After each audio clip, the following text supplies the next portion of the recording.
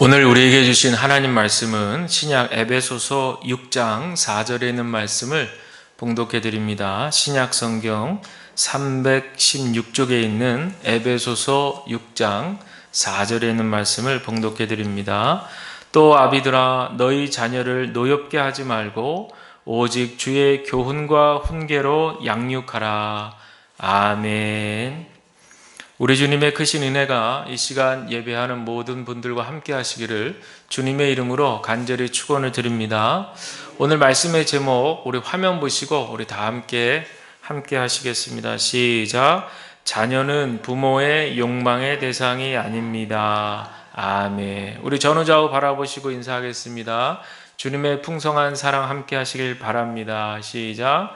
주님의 풍성한 사랑 함께 하시길 바랍니다. 아멘. 감사합니다. 5월 가정의 달 맞아서 가정 시리즈 설교 세 번째 시간을 맞았는데 오늘은 자녀 양육에 대한 말씀을 드리려고 합니다. 지난 주일에 부모 공경에 대한 말씀을 드렸는데 오늘 봉독한 에베소서 6장 4절 앞에 1절부터 3절에 부모 공경에 대한 말씀이 잘 나와 있습니다. 오늘은 그 이어서 봉독한 4절 말씀이 바로 부모를 대상으로 해서 자녀들을 어떻게 양육해야 되는가, 특별히 신앙 교육에 대한 권면의 말씀이 나와 있습니다. 오늘 말씀에 보시면 아비들아 이렇게 시작하면서 권면을 하고 있는데 이 아비들아라고 했을 때 그 당시의 사회적인 배경이 가부장적인 그런 사회 분위기였다는 것을 감안해서 보면 이 표현이 결코 어머니를 배제한 말씀이 아니다 라고 여러분 이해하셔야 될 것입니다. 그래서 아비들아 했지만 이 말씀은 지금식으로 얘기하면 부모들아, 우리 부모님들에게 모두 해당하는 말씀이라는 것을 먼저 말씀을 드립니다. 그러면서 아비들아 너희 자녀를 노엽게 하지 말라. 여기서 노엽게 하다라고 하는 단어가 나오는데 이 단어는요 헬라어 원어로 봤을 때 현재 명령형이에요. 헬라어에서는 현재 명령형이 지속적으로 반복되는 그런 행동을 뜻합니다. 그러니까 부모가 자녀를 노엽게 하지 말라라고 하는 것은 그냥 어떤 특별한 때에 일회적으로 그렇게 하지 말라라는 뜻이 아니라 지속적으로 언제나 늘 항상 이렇게 자녀를 노엽게 하지 말아야 된다, 그런 얘기죠. 그리고 이 헬라어 단어의 원형을 추적해 보니까 그 원형이라고 하는 것은 두 단어가 이렇게 합해졌는데요. 무엇에 이렇게 대항하다라고 하는 말에 파라라고 하는 말과 그 자체로 분노하다라고 하는 뜻을 가지고 있는 오르기조라고 하는 말, 파라와 오르기조, 이 두 단어가 합해서 파로르기조라고 하는 이런 단어에서 시작이 된 겁니다. 그 의미는 예상하는 대로 어떤 대상을 학대하거나 인격적으로 무시하는 등 끊임없는 비난과 책망을 통해서 자녀를 낙담하게 만드는 그런 일을 가리키는 단어가 바로 이 파르로기조라고 하는 그런 단어입니다. 한마디로 가정폭력이죠. 말과 행동으로 끊임없이 자녀를 힘들게 하고 낙담시키는 부모를 가리키는 말을 우리가 이해해 볼 수 있겠습니다. 요즘에 가정폭력의 사례들이 사회적인 공분을 일으키고 있는데 재작년에 터졌던 정인이 사건이 그 대표적인 사건입니다. 어린 생명, 그 어린 생명을 그 부모라고 하는 사람들이 그 아이를 책임지지 못하고 자녀를 양육시키지 못하고 학대와 폭력을 일삼았던 그 일로 인해서 법원으로부터 35년, 징역 35년의 그런 형벌을 받은 사건입니다. 그런데 우리 사회에는요, 이런 사건 말고도 이 가정폭력, 아동폭력에 대한 사건들이 아주 비일비재하게 일어나고 있다고 그래요. 구미에서는 3세 여아가 심하게 부패된 시신 상태로 살해된 사건도 있었고, 또 생후 이주된 갓난아기를 때려 숨지게 한 20대 초반의 부모가 붙잡히는 그런 사건도 있었습니다. 아이를 낳을 당시에는 세상 모든 것을 다 가진 것처럼 기쁘고 감동스러워서 눈물을 흘렸을 이 부모들이 왜 이렇게 아이들을 때리거나 굶기거나 방치하거나 살해하는 것일까요? 한 정신분석학자의 보고자료를 보니까 이런 아동폭력의 원인은 여러 가지 원인이 있다고 그래요. 그런데 그 중에서 사회가 점점 복잡해지고 또 안정된 가정이 붕괴되면서 편부모 슬하에서 자란 자녀들, 그런 경우들이 이 폭력을 많이 당한다고 그래요. 또 요즘에 지나친 교육률 때문에 한참 유행하는 말이 영재교육이잖아요. 그러니까 우리 아이들은 결코 다른 아이들보다 뒤져서는 안 된다 라고 하는 이 부모의 강박관념이 이런 때로는 아동폭력의 경우로 일어난다고도 합니다. 한마디로 말해서 건강하지 못한 그런 가정의 분위기에서 또 지나친 부모의 기대와 욕심이 결국에는 자녀를 망치게 한다라고 하는 그런 얘기죠.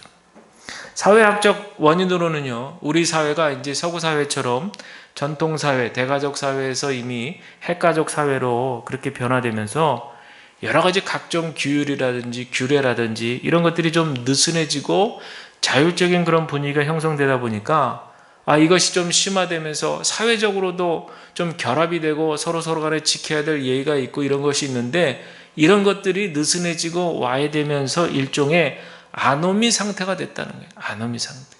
붕괴되는 거예요. 그러니까 뭔가 이렇게 우리가 지켜야 될 것은 지키면서 이렇게 꽉 붙들고 있었던 규율과 규제들을 다 이렇게 한꺼번에 놓아버리는 거죠. 그렇게 되면 굉장히 자유롭고 굉장히 좋을 것 같아도 정작 그 사회가 유지되는 데 있어서 무기력해지고 또 공허해지고 그리고 이렇게 충동적인 행동들이 빈번하게 일어난다라고 하는 그런 얘기예요.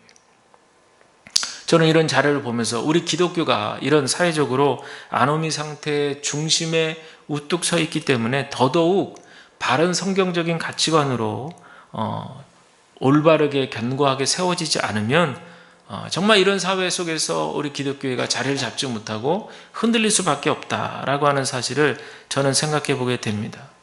여러분, 이렇게 복잡하고 다변화되는 이런 사회 속에서 우리가 흔들리지 않고 변함없는 자녀 교육을 하기 위해서는 어떻게 해야 될 것인가? 다른 방법이 없어요. 하나님의 말씀의 기반 위에 있어야 된다라고 하는 사실을 오늘 성경은 우리에게 가르쳐주고 있는데 여기에 대한 말씀 조금 이따 말씀을 드리고 이 아동학대의 피해가 심각한 것은요 결코 이 당대에서 끝나지 않는다는 거예요. 이게 심각한 문제예요.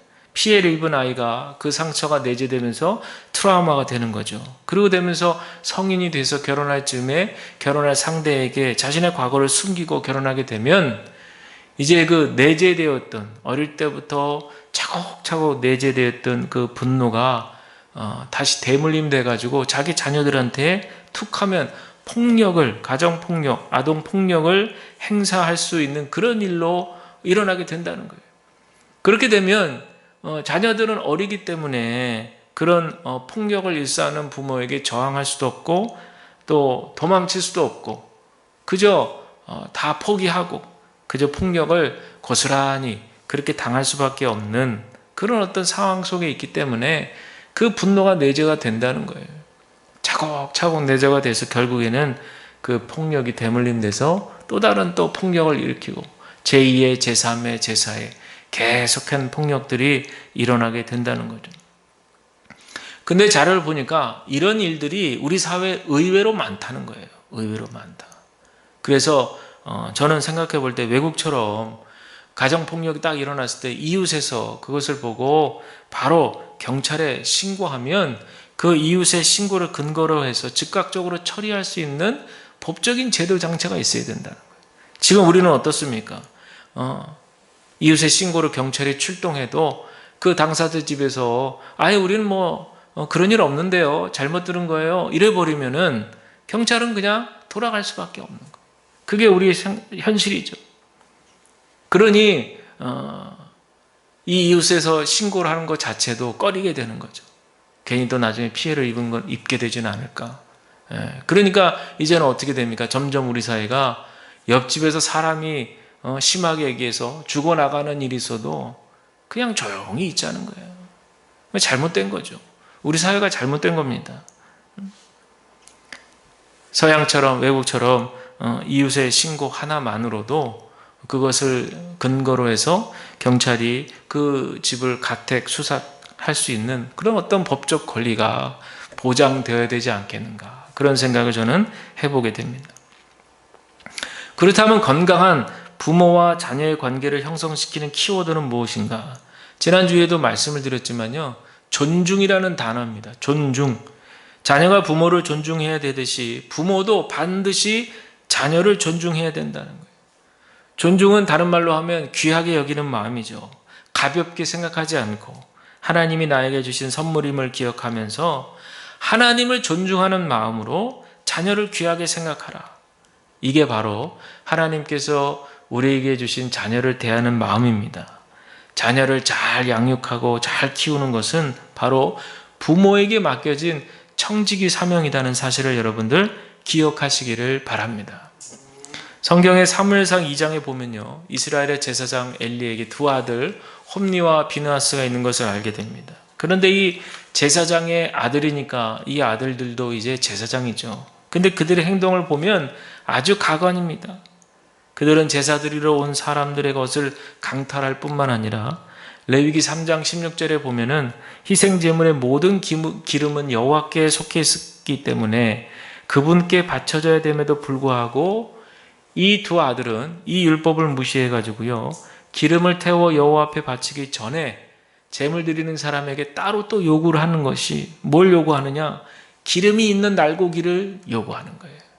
기름 붙은 날고기를 먹고 싶은 거예요. 그래서 이 제사를 드리러 온 사람들은 한편에는 기름을 그렇게 태워서 하나님 앞에 올리는 그런 번제를 드리고, 그리고 나서 또 이렇게 기름이 붙어있는 날고기를 이 두 아들에게 바치는 그런 행동을 할 수밖에 없었어요.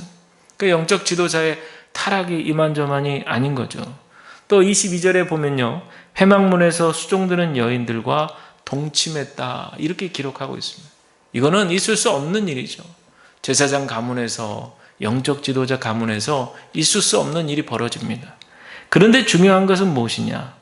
이런 일들이 벌어졌는데 그 아버지 엘리라고 하는 사람, 그리고 제사장인데 어떻게 이것들을 해결해 나가는가를 봤더니 그냥 아들이라고 봐주는 거예요. 그냥 말로만 타일내는 겁니다. 이거는 당연히 제사장직을 박탈시켜야 되는 일이죠. 그리고 엄하게 이 일에 대해서 견책하고 꾸짖고 다시는 일이 일어나지 않도록 해야 되는 일에도 불구하고 그저 좋은 말로만 타이르려고 하는 거예요. 이거는 죄를 눈 감아주는 것이고 공범이 되는 겁니다. 결국 30절에 하나님의 사람이 하시는 말씀이 있죠. 나를 존중히 여기는 자를 나는 존중히 여기고 나를 멸시하는 자를 내가 경멸하겠다. 결국에는 홈니와 비느하스가 어떻게 됩니까? 두 아들 다 죽임을 당하게 되는 거예요. 자녀를 올바르게 양육하는 방법은 오늘 봉독한 에베소서 6장 4절에 잘 나와 있습니다. 우리 한번 6장 4절 말씀 다 같이 한번 읽어볼까요? 시작. 또 아비들아 너희 자녀를 노엽게 하지 말고 주의 교훈과 훈계로 양육하라. 아멘. 그랬어요. 이 말씀은 부모가 자녀를 대할 때 어떤 권위적으로 대한다든지 감정적으로 자녀를 노엽게 하기보다는 하나님의 말씀으로 그들을 양육하라는 거예요. 하나님의 말씀으로. 구체적인 방법으로는 교훈과 훈계라고 명시하고 있는데 예전 성경에는 교훈 대신에 교양이라고 되어 있어요. 이 말은 파이듀오라고 하는 말인데 어린이들을 훈련할 때 또 교육시킬 때 의미이고 또 다른 의미로 징계라고 하는 의미도 있어요. 영어 성경에는 훈육이라고 하는 말로 번역했습니다. 다 맞는 말이죠. 디모데후서 3장 16절에는 의로 교육하다라고 할 때 이 단어가 쓰여졌고 히브리서 12장 11절에서 징계하다라고 하는 의미로도 이 단어가 쓰여졌어요. 히브리서 12장 11절 읽어드리면 무릇 징계가 당시에는 즐거워 보이지 않고 슬퍼 보이나 후에 그로 말미암아 연단받은 자들은 의와 평강의 열매를 맺느니라. 아멘. 이때에도 역시 이 교훈이라고 하는 단어가 쓰여진 거예요. 또 훈계라고 하는 말은 누데시아라고 하는 말인데 이 말은 고린도전서 10장 11절에서 우리를 깨우치기 위하여 깨우치다라고 하는 의미로 쓰여졌어요. 예전 성경에는요 이 부분이 어떻게 기록되어 있냐면 우리의 경계로 기록되었다. 경계의 뜻으로도 사용되었어요. 종합해 보면은 말로써 어떤 사람을 가르치다든지 어떤 교훈을 줄 때 쓰는 말들이다라고 하는 그런 얘기예요. 정리하자면요, 옛날에 유대인들은요 가정교육을 굉장히 중요하게 여겼습니다. 특별히 가정의 가장, 아비들이 자녀들을 딱 식구들을 모아놓고 그 교육시키는 그 행동을 상당히 중요하게 여겼어요. 그런데 그때 여러 가지 내용들이 이제 가르침이 이루어지는데 중요한 핵심은 뭐냐? 이 가장의 어떤 인간적인 얘기라든지 인간적인 생각이라든지 아니면 뭐 인간적인 감정으로 뭐 그렇게 훈계한다든지 그런 것이 아니고 철저하게 그 시간은 하나님의 말씀을 가르치는 시간이었어요. 그래서 유대인들의 가정교육이 그렇게 오랜 역사와 전통 속에서 지금도 많은 교육학자들의 저술이라든지 교육학자들의 입을 통해서 그들의 교육 방법이 소개되는 이유가 바로 그런 이유예요. 일관성 있게 하나님의 말씀을 가지고 지속적으로 자녀들을 일정한 시간에 늘 모여서 가정에서 참된 신앙 교육이 일어났다는 거예요. 뭐 시대가 바뀌고 세대가 변하고 그러니까 이번 이렇게 해볼까 이게 아니라는 거예요. 오랜 세월 동안 수천 년이 흘렀어도요, 그들은 여전히 하나님의 말씀을 붙들고 그 말씀을 자녀들에게 양육시켜 주려고 그렇게 애를 쓰고 노력하는 모습을 그들은 지금도 보이고 있다라고 하는 거예요. 결국에는요, 우리도 이제 배워야 될 것들은 배워야 될 텐데 결국에 자녀 양육의 의미는 뭐냐? 철저하게 내 생각으로 가르치는 것이 아니라, 왜냐하면 내 생각 속에는 하나님 말씀만 들어있지 않고 세상적인 생각도 그 안에 다 포함되어 있을 수 있거든요. 그리고 내 가치관이라고 하는 것이 살다 보면 이런저런 상황과 사람들로부터 영향을 받기 때문에 그것들을 잘 분별해내는 능력이 없으면은 그대로 세상의 영향력을 자녀들에게 미쳐서 전달해 줄 수밖에 없는 거죠. 그러니까 철저히 부모도 먼저 하나님의 말씀을 잘 섭취를 하고 그 말씀을 가지고 자녀를 양육해야 된다라고 하는 거예요. 결국에는 말씀으로 자녀를 양육한다는 말의 의미는 보이지 않는 하나님이시지만 살아계신 그분이 이미 말씀으로 계시, 나타내 보이신 것들, 현현 하나님의 모습이 고스란히 담겨져 있는 이 말씀을 통해서 자녀들에게 그 하나님을 알고 믿도록 하는 행위다라고 하는 거예요. 또한 이 역사 가운데서 이미 하나님께서 택하시고 세우신 많은 남은 자들, 또 많은 예언자들을 통해서 하나님께서 말씀하신 그 귀하고 복된 그 말씀들을 성경 가운데 고스란히 기록되어 있기 때문에 이 부모들의 자녀 양육의 태도에 있어서 가장 중요한 태도 중에 하나는 이 말씀에 대한 신뢰가 있어야 돼요. 이 말씀으로 우리 아이들을 가르치면 우리 아이들이 잘 된다는 믿음이 있어야 돼요. 왜냐하면 온 우주를 창조하시고 우리의 모든 일거수일투족을 하시며 우리의 머리털까지 세심받으신 그 하나님께서 주시는 그 말씀을 우리가 오롯이 받아들이고 전적으로 그 말씀을 신뢰하고, 그리고 그 말씀을 먼저 부모가 부모의 인격 안에 체화시키고 그 체화된 말씀이 쌓이고 쌓여서 그 말씀으로 자녀를 양육할 때, 그때 하나님의 역사는 일어나는 거예요. 그러니 가장 중요한 거는요, 말씀에 대한 신뢰가 있어야 됩니다. 그저 여러 가지 방법 중에 한 가지 방법이겠거니 이 방법도 해보고 저 방법도 해보고 이 방법도 해보고 그러다가 안 되니까 이 방법도 해보고, 그런 여러 방법 중에 하나 골라서 골라잡기 이게 아니고, 모든 여러 가지 방법이 있지만 그 중에 가장 근원이 되고 우선이 되는 방법이 바로 말씀으로 자녀들을 양육하는 거예요. 그리고 거기에 곁가지에 따라서 그 말씀의 가치에 벗어나지 않는 범위 내에서 또 여러 가지 방법들을 함께 할 수는 있지만, 이 말씀으로 자녀를 양육하는 것이 중심이 되지 않은 상태에서 다른 이것저것 방법, 좋다고 생각하는 방법들 다 도입해서 하다 보면 성경적 가치관을 자녀들에게 올바로 심어주지 않은 상태에서 그런 일들을 행하게 되면 결국에는 시간이 지나면 다 드러나게 돼 있어요. 그런 것들은 다 헛것이고 의미가 없고 다 허무한 인생이라는 걸 깨닫게 된다는 것을 여러분 우리가 잘 이해해야 되리라 생각합니다. 그런데 문제는 뭐냐면요. 저도 생각해 보면 우리는 참 감사한 환경 속에 있지만 그렇지 않은 곳에 있는 분들은 주변의 그 어떤 모습들에 영향을 받을 수밖에 없던. 그러니까 더더욱 저는 소신이 필요한 거죠. 더더욱 우리 안에는 바른 성경적 가치관으로 우리 안에 확고하게 심어져 있어야 주변에서 우리 예전에 드라마에 스카이캐슬 이런 거 나오잖아요. 그런 것들로 막 이렇게 막 세상적인 도전이 오고 막 이럴 때에도 뭔가 분명한 기준이 있으면 그 기준대로 그냥 묵묵히 걸어가는 거예요. 저는 스카이캐슬이니 또 이렇게 말씀으로 양육하는 거니 모두가 다 가치관의 문제라고 생각하거든요. 과연 부모의 머릿속에 성경적 가치관이 들어가 있느냐, 그렇지 않느냐.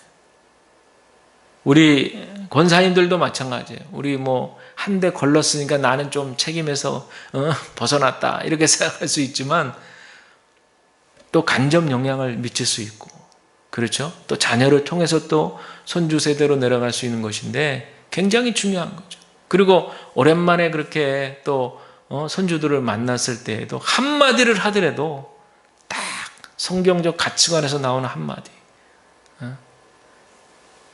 할머니가 널 위해서 기도하고 있다. 또 말씀 한 구절 이렇게 얘기해주고 그러면 그 한마디 두 마디가 별거 아닌 것 같아도요. 말에는 권능이 있는 줄로 믿으시길 바랍니다. 그럼요. 말에는 권능이 있어요. 그래서 어떤 말을 하느냐.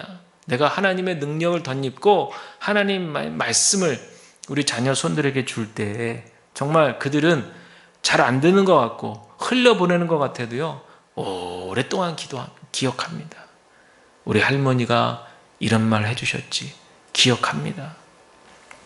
요즘에 정말 30대, 40대, 30, 40 부모 세대들이요.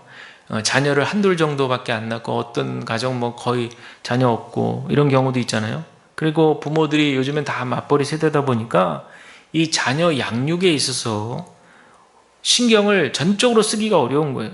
그러다 보니까 이 자녀 양육에 대한 가치가 얼마나 중요한지도 잘 모르고 그리고 왜 자녀 양육이 왜 이렇게 중요한지 그것도 잘 모르는 경우가 많아서 저는 안타까워요. 부부가 서로 일을 해서 맞벌이다 보니까 바쁘다 보니까요.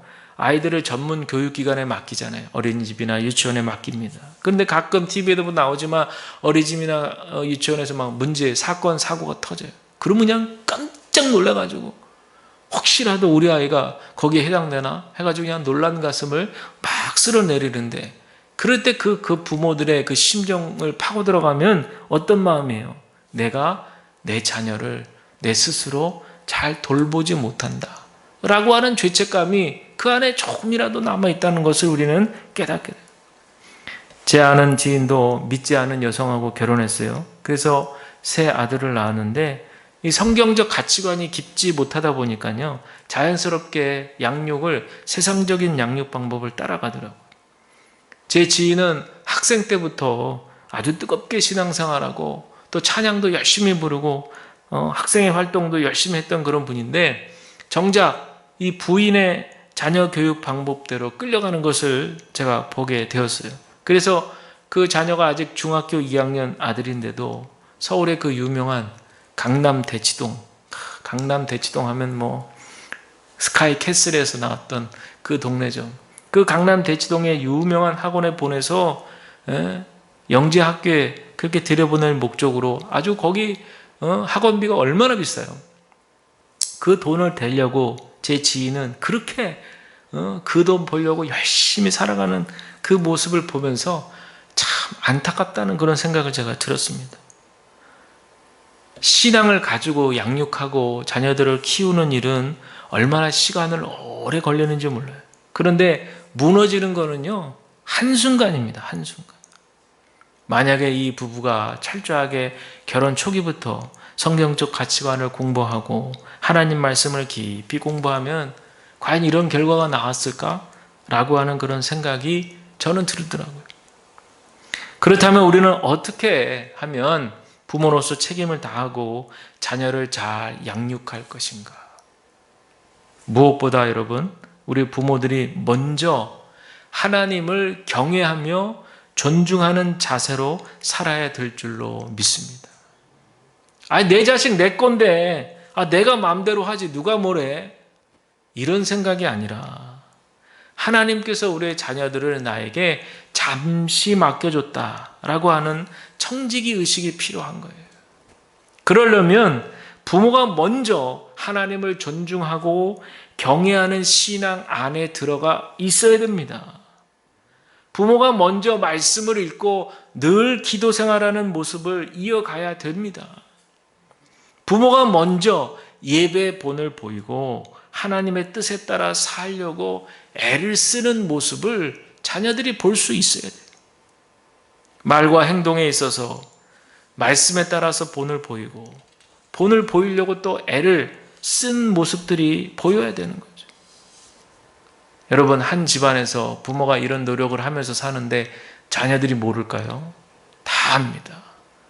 우리 엄마 아빠는, 우리 할머니는 만약에 같이 산다면 정말 기도하시고 또 말씀으로 살려고 또 우리들을 인격적으로 대해 주시고 말씀으로 어떻게든 양육시키려고 애를 쓴다. 잘 압니다. 느낌으로도 알고요, 정서적으로도 알고 인격적으로 다 알게 돼 있어요. 그러니 여러분, 가장 중요한 것은요, 부모가 먼저 부모의 속에, 부모의 머릿속에, 부모의 가슴속에 무엇이 들어가 있느냐, 신앙적 가치관이 들어가 있어야 되죠.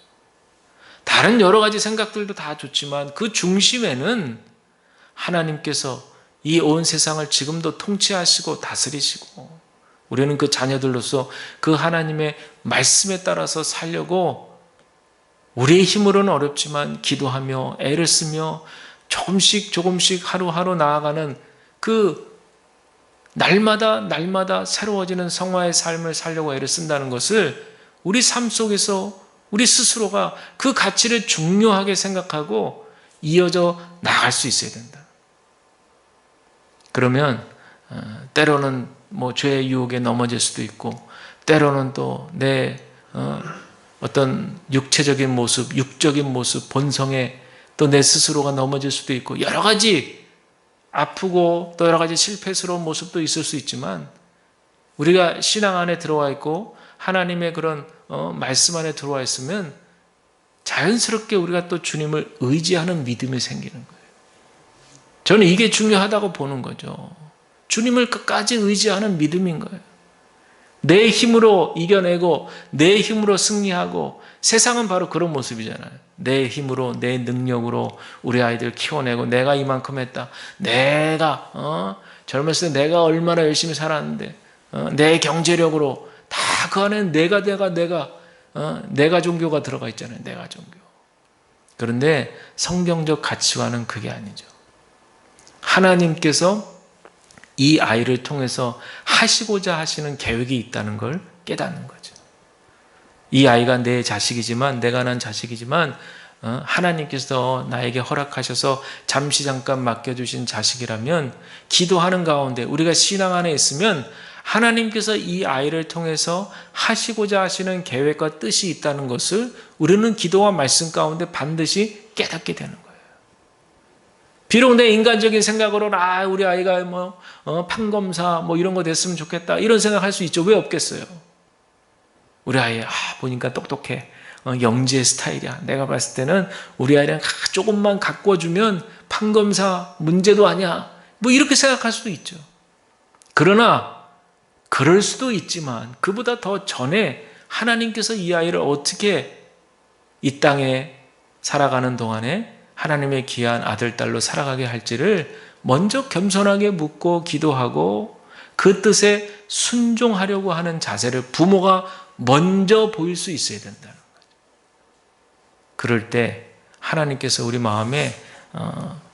감당할 수 없는 기쁨과 감사를 우리에게 허락하실 줄로 믿습니다. 우리는 그것을 따라서, 그 기쁨에 따라서 우리의 자녀들을 양육시키는 통로의 역할을 하는 거예요. 그런 여러분들 기억하셔야 돼요. 첫째로 자녀 양육을 잘 하시려면 부모가 먼저 하나님 안에, 하나님 믿는 신앙 안에 잘 들어와 있어야 돼요. 나를 먼저 점검하시고 내가 정말 말씀 안에, 기도 안에, 또 하나님의 말씀대로 그 가치관 속에 비록 내 생각이 지금 부딪혀도 내 생각은 잠시 내려놓고 하나님의 말씀을 더 높이고 올릴 수 있는 그런 내 모습인가? 우리가 늘 내 신앙을 먼저 점검하시는 저와 여러분들이 다 되시기를 바랍니다. 두 번째는요, 이것도 중요한 건데, 이런 신앙의 중심에서 부모들은요, 자녀들의 영적 삶에 대해서 책임감 있게 관심을 가져야 돼요.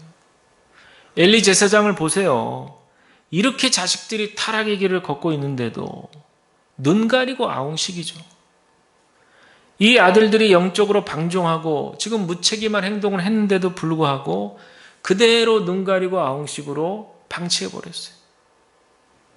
여러분, 우리는 우리 자녀들이 너무나 사랑스럽고 너무나 정말 눈에 넣어도 아프지 않을 정도이지만 안 좋은 습관은 반드시 잘라내야 되고 고쳐줘야 됩니다.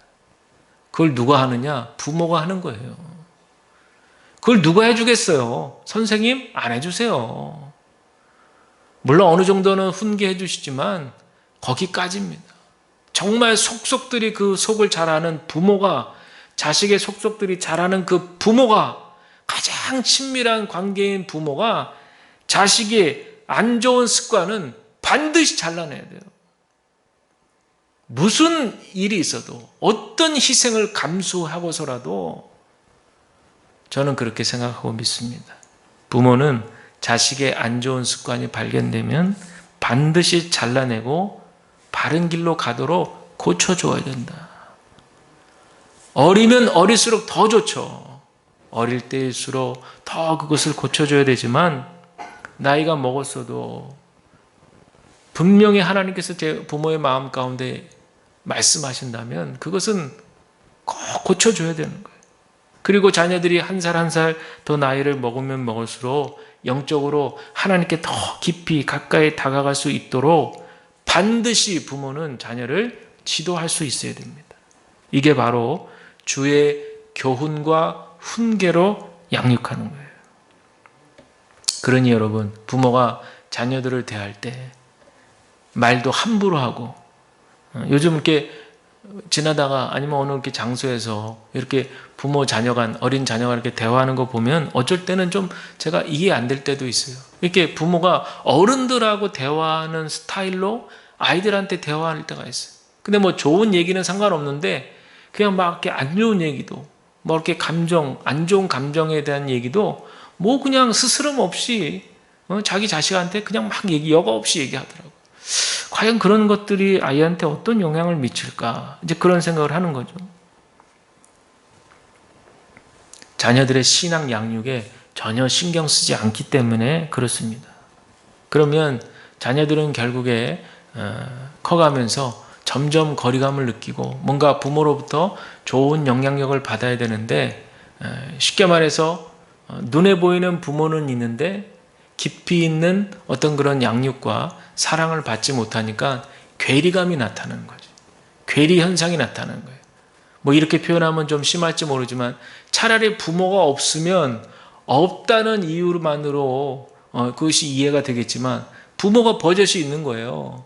육신의 부모가 버젓이 있는데 뭔가 이렇게 진지하고도 올바른 교육과 양육이 이루어지지 않고 뭔가 이렇게 자꾸 부모가 그 어른으로서의 어른다운 모습이 자녀에게 전수가 되어지지 않으면 뭔가 이 부모와 자녀 사이에 온전히 이 쌍방 관계가 이루어지지 않기 때문에 마치 이렇게 헛바퀴 돌듯이 그런 관계죠.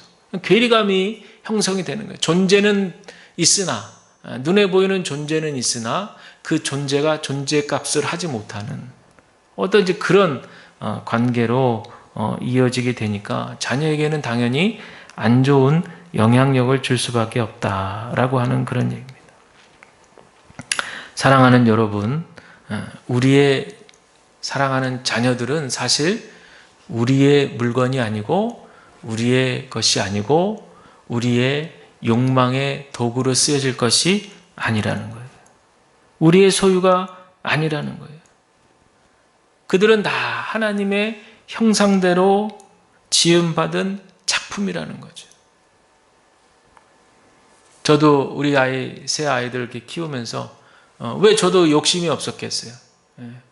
부모의 욕심. 근데 저도 이제 우리 아이들 한 명 한 명 볼 때마다 제가 이렇게 됐으면 좋겠다, 이렇게 됐으면 좋겠다, 뭐 그런 욕심들이 막 생기더라고요. 근데 제가 되짚어 보면 저도 자랄 때, 청소년 때 우리 아버지가 저에 대해서 너무 지나친 기대감이 있었거든요. 청소년 때, 청년기 때. 우리 이제 누나 첫째, 우리 형 장남이자 둘째, 그리고 제가 이제 셋째이자 막내인데, 이제 누나는 이제 누나 제일 공부를 잘했고, 그래서 이제 그 길대로 가면 됐고, 우리 형이 이제 장남인데, 우리 형은 이제 성품이 상당히 좋았고, 착했고, 그리고 이제 우리 형은 이제 학교에서도 봉사활동도 많이 하고, 그 당시에 이제 막 보이스카웃이라 그래가지고, 지금도 있나 모르겠어요. 보이스카웃 대표도 하고, 학교 대표도 하고 막 그랬거든요. 그러니까 우리 형은 좀 그런 쪽이었어요. 근데 이제 아버지의 기대는 좀 달랐던 거죠. 그러니까 그 형한테 이제 기대가 못 미치니까 저한테 이제 또 기대가 또 팍 오더라고요. 그래서 그때 청소년 때, 청년 때 한참 그런 것으로 아버지와 갈등이 시작이 되었던 것 같아요. 아버지는 이렇게 자식이 좀 커졌으면 하는 기대가 있는데 자식은 이 정도 위치에 머물러 있고 그런 거죠. 저도 이제 그런 시절을 다 보냈기 때문에 그 자식된 마음이 이해가 되더라고요. 물론 이제 지난번에도 또 여러 차례 말씀드렸지만 우리 아버지하고는 너무나 더없이 좋은 사랑의 관계를 유지하면서 아버지 소천하시기 전까지 20년간 그렇게 신앙생활을 잘 하셨다고 말씀을 드렸는데 이제 그런 과정들이 있었기 때문에 또 그렇게 고난 후에 또 하나님께서 은총을 베풀어 주셔서 우리 자녀 손들에게 그렇게 아버지의 사랑을 누릴 수 있게 해주신 거죠. 자, 그런데 저도 이제 그런 과정을 겪다 보니까 우리 아이들을 이제 키울 때 저도 이제 그런 생각이 드는 거예요. 한쪽에서 우리 애들에 대해서 이렇게 됐으면 좋겠다, 막 이런 욕심이 들다가도 아니지. 하나님께서 다 저 아이들을 하나님의 형상대로 작품으로 만드셨으니까 다 하나님께서 하나님이 빚으시고 하나님께서 저 아이들을 인도하실 것이다. 그런 어떤 마음과 믿음이 언제부터 생기더라고요. 그러니까 그런 생각이 있고 나니까 저 아이들한테 뭐 이렇게 권면은 할 수 있어도 이런 방향은 제시해 줄 수 있어도 꼭 그렇게 가야만 된다라고 하는 어떤 강압적이고 의무감적인 어떤 그런 교육이라기보다는 뭔가 이렇게 전체적인 틀 속에서 이렇게 지침을 줄 수 있고 방향을 제시해 줄 수 있는 어떤 이제 그런 정도의 역할은 아비가 해야 되지 않겠나, 이제 그런 생각을 하게 되는 거예요. 그러니까 저는 이제 제 교육 방침도 그렇고 방치해서도 안 되고 제 방식은 자녀를 그렇다고 자유스럽게 네 마음대로 네 인생이니까 네가 마음대로 커, 나는 몰라, 이것도 아니고 그래서도 안 되고, 또 반대로 그냥 그 지나친 교육열로 아이들을 그냥 확 그냥 붙들고 그렇게 해서도 아니고 제 교육 방식은 그 중간쯤인 것 같아요. 근데 제가 중요하게 여기는 것은 저는 그들의 의견을 존중해 주지만 중요한 거는 타협하지 않는 거는 그들이 성경적 가치관을 갖도록 도와주는 거예요. 이거는 포기하지 않아요. 이거는 타협할 수 없어요. 그래서 어떻게든 우리 아이들이 바른 성경적인 가치관을 가지고 어떤 결정과 선택을 하더라도 기도하며 말씀의 뜻에 비추어서 정말 바른 결정을 할 때 그들의 인생도 하나님께서 축복하는 인생이 되지 않겠나 라고 하는 것이 바로 저의 교육 방식이에요. 물론 뭐 제 교육 방식이 다 옳다라고는 말할 수 없지만 신앙 안에서, 중요한 건 신앙 안에서 아이들이 자신들의 무수히 많은 앞으로의 선택의 기로에 섰을 때 기도와 말씀 가운데, 그 가운데에서 자신의 미래를 결정하는 거죠. 우리 지금 청년들도 함께 예배하고 있지만 마찬가지예요. 우리 청년들도 이제 앞으로 인생을 살아가면서 선택해야 될 기로가 많이 있거든요. 그럴 때마다 과연 어떤 기준으로 선택할 거냐. 이때 중요한 것이 바로 바른 신앙적 가치관이 내 안에 들어와 있느냐 없느냐예요. 매우 중요한 일이죠. 그래서 저희 큰아이 서울에 가 있지만 그 아이한테도 매일 우리 여러분들한테 카톡으로 보내는 그런 날마다 성경도 매일 보내줍니다. 그래서 너 이거 매일 읽어라. 매일 읽고 생각하고, 하루가 이틀 되고 이틀이 사흘 되고 낙숫물에 바위가 패이는 법이다. 구멍 나는 거죠. 처음엔 별거 아닌 것 같아도 하다 보면 그게 다 경건이고 그게 다 영성이고 그게 다 신앙인 거예요. 꾸준하게 가는 거죠. 우리 막내 지금 이제 잠언서 필사하고 있습니다. 잠언서 필사. 오늘 아침에 제가 딱 검사했는데 잘하고 있어요. 지금 11장까지. 11장까지 하고 있어요. 예. 그러면서 뭐 질문도 해요. 아, 이거 무슨 말이야? 물어보더라고요. 그래서 아, 이거는 이런 말이야. 가르쳐 주기도 하고. 중요하더라고요. 중요해요. 어렸을 때부터 그 아이에게 성경적 가치관. 우리 둘째는 뭐 저하고 제자훈련도 했어요. 예수님의 사람 청소년편으로 12주 동안의 제자훈련 했습니다. 그러면서 뭐 했다는 것 자체가 중요한 게 아니라 중요한 거는 성경적 가치관을 조금이라도 넣어주려고 애를 썼다는 거죠. 물론 그 이후에 더 이제 계속해서 그 일들, 또 성경을 읽고 기도하는 일들을 지속해 나가야겠지만 어쨌든 중요한 거는 부모의 마음속에 자녀들에게, 손자녀들에게 성경적 가치관을 심어주려고 애를 쓰셔야 된다는 거예요. 할렐루야! 우리의 가정이 주의 말씀과 주의 교훈과 훈계로 우리 자녀들을 잘 양육하게 되기를 바랍니다. 우리의 자녀는 우리의 소유가 아니라 하나님께서 잠시 우리에게 맡겨주신 것임을 기억하시고, 우리 모두 자녀를 노엽게 하지 말고 주의 교훈과 훈계로 잘 양육하셔서 훗날 우리 모두가 하나님 앞에 섰을 때에 잘했다 칭찬받는 우리 모두가 다 되시기를 주님의 이름으로 간절히 축원을 드립니다.